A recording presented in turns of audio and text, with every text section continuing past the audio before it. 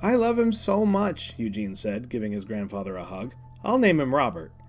Eugene's grandfather stared down at the little boy and smiled.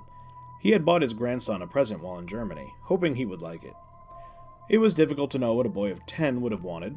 When he had seen the doll in the window, he had snatched it up, and it seemed to have paid off. Eugene grabbed the doll and ran off down the hallway, hugging his new friend. His grandfather left the house with a smile, leaving Eugene to play with his new friend. Eugene dragged the doll around the house, showing him everything. He gave Robert a tour, talking to him like he would any other kid. Eugene's parents thought it was cute at first.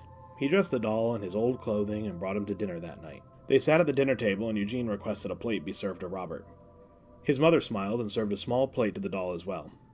Eugene ate his dinner and quickly excused himself from the table. The pair went to his room to play.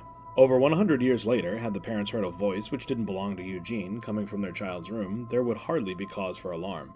A multitude of media could be the culprit. A video game, the television, or even YouTube.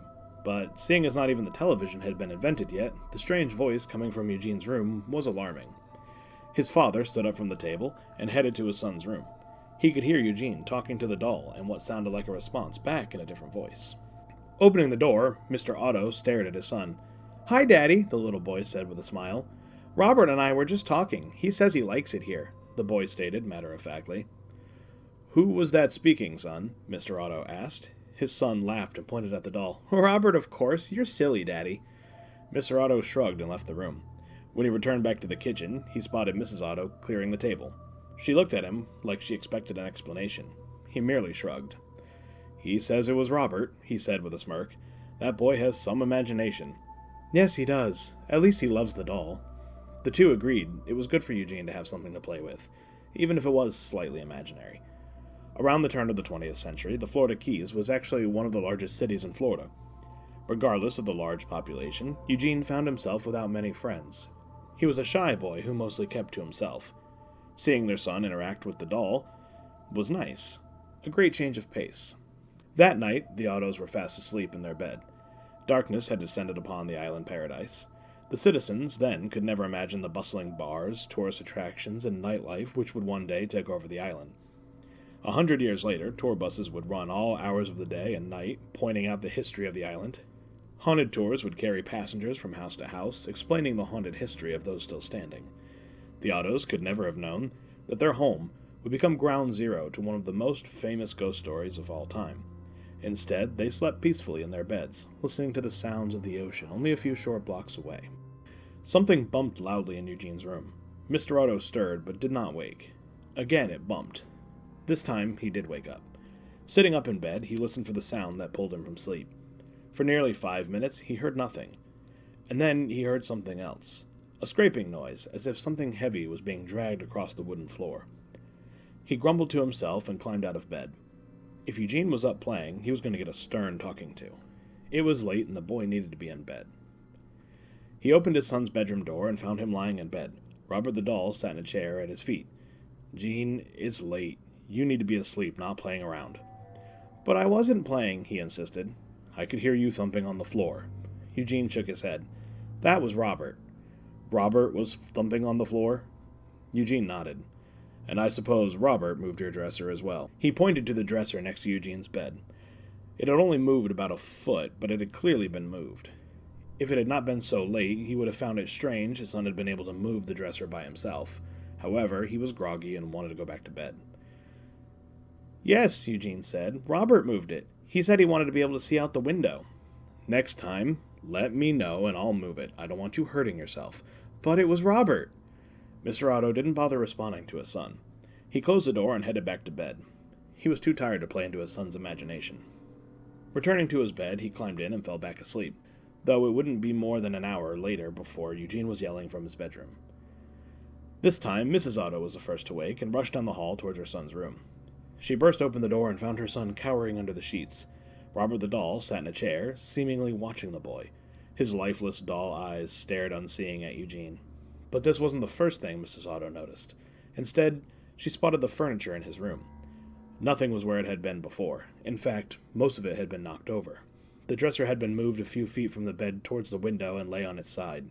Eugene's toy chest was resting on the lid, toys strewn about the room. A small table, which usually sat in the corner of the room, was now pressed up against the closet door. Mrs. Otto gasped as she looked around. "Eugene, what did you do?" "Robert did it!" he exclaimed, pointing at the doll. Mrs. Otto shook her head and scoffed. It was too late to make her son clean his room. Truth be told, she wanted to go back to sleep herself. He would have to be punished in the morning.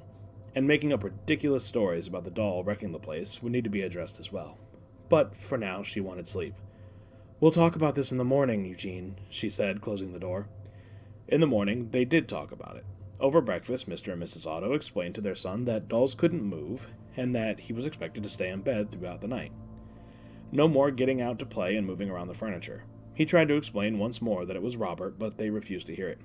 "Son," Mr. Otto said, "after breakfast, you will put your things back the way you found them, understand?" "But, Dad, I can't move them by myself." "You moved them before, and don't you dare tell me it was the doll." Eugene looked down at his plate. "Speaking of the doll," Mrs. Otto said, "where is he?" "He's on the dresser looking out the window. He likes it there." Before Mrs. Otto could explain that dolls didn't have a preference to where they sat, a knock came at the front door. She ruffled her son's hair and went to answer it.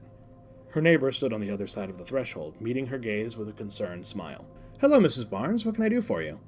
The woman smiled and shifted her eyes nervously. "Oh, I don't want to be a bother, but I noticed your boy on the dresser in his window. I didn't want him getting hurt, so I thought I would tell you." Mrs. Otto laughed at the mix-up. "Oh, no, Mrs. Barnes, that's not my son. It's his new doll. His grandfather gave it to him. Eugene placed it in the window because he thinks it wanted to see outside."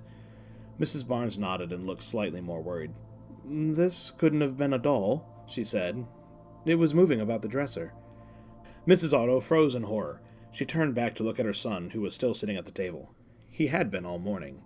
Unless Mrs. Barnes was referring to earlier. "When did you see him in the window?" she asked, holding her breath. "Just now." Mrs. Otto politely thanked the woman and didn't hesitate a moment longer. Without explaining herself, she ran upstairs and flung open the bedroom door. Robert the doll sat in the window where Eugene had left him. Before she turned to leave, she realized the room had been cleaned. All the furniture had been put back where it belonged. She was proud of her son, but confused why he hadn't mentioned it before. She turned to leave the room when she heard something move behind her. Turning on her heels, she eyed the doll. There was no way to be sure, but he seemed to be in a slightly different position now. But it couldn't have been. It was merely her eyes playing tricks on her. She approached the doll slowly, making sure to watch for any signs of movement. She felt like a fool. Of course, dolls couldn't move on their own. She stared into the doll's eyes and expected something to happen. When nothing did, she scoffed and turned around to head for the door. A loud bang caused her to scream and turn around in a panic. Robert had fallen from the dresser. Feeling foolish again, Mrs. Otto walked back over and picked up the doll. Looking at its pockmarked face, she couldn't help but smile. It was a harmless kid's toy, nothing more. It had been silly to be frightened of anything, even for a moment. As she looked into its face, she swore something was looking back. The eyes no longer seemed lifeless. The expression no longer looked the same. It had seemed to distort before her very eyes. The doll was smirking at her now, and the eyes had shifted. They had followed her gaze. She dropped the toy in fright and nearly ran from the room. But she managed to keep her wits about her and picked the doll off the floor.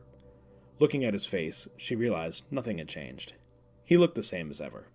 It had probably been a trick of the light. Calming her nerves, she put Robert back on his spot in the window. Over the next few months, these occurrences would become normal. Mr. and Mrs. Otto would glimpse movement in the corner of their eyes, only to turn and see the doll motionless. Of course, they would never want to believe the doll was alive. All the while, Eugene maintained the doll would speak and move on his own. Neighbors would claim they saw Robert in the window, moving around. But Mr. and Mrs. Otto stayed in denial. These things simply did not happen. Mostly Robert was benign. Over the years, the Ottos began to believe in Robert's powers. When they did, they found he was less destructive. The nights of finding furniture overturned or damaged were done. It seemed Robert only wanted to be believed, to have proof of his existence. The Ottos had learned the lesson Robert had been trying to teach them from day one. Those who mocked or didn't believe him would find strange things happening to them, almost like a curse. Eugene could never know that his childhood doll would survive over 100 years later, nor could he have known that people would flock to Key West to meet him. As he sits behind the glass of his new home, he watches those who come and go. He sees the fear and the disbelief in the guests' eyes.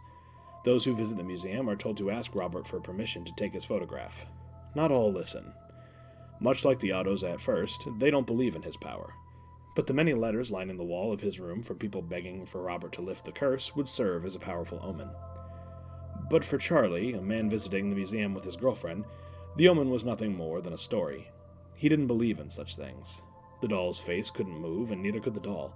He knew it was nothing more than a scary story to keep the patrons coming. The tour guide told the group to make sure each person asked for Robert's permission, lest they suffer his wrath. Charlie rolled his eyes and stepped up to the glass. As he stared into the doll's dead eyes, he held back laughter. There was nothing there. No movement, no smirk, nothing.